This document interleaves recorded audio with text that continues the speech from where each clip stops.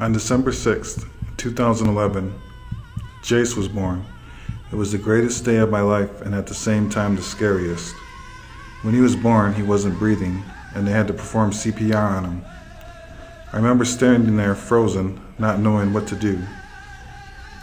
They flew him to the University of Michigan Hospital in Ann Arbor. He had a rare heart defect. My time with him was short, but incredible. I remember staring into his eyes and seeing so much wisdom. It was like staring at a little old man. We had conversations without having to say a word. They performed surgery. He didn't fully recover. We decided to let him go, and on January 7th, 2012, he walked on. It was a real hard time. It all seemed like a dream, but the pain was all too real. I forced myself to get up and keep going.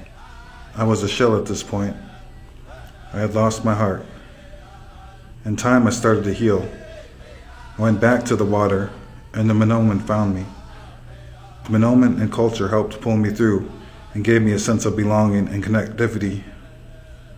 The water always had called to me, and now the Menomen calls to me too.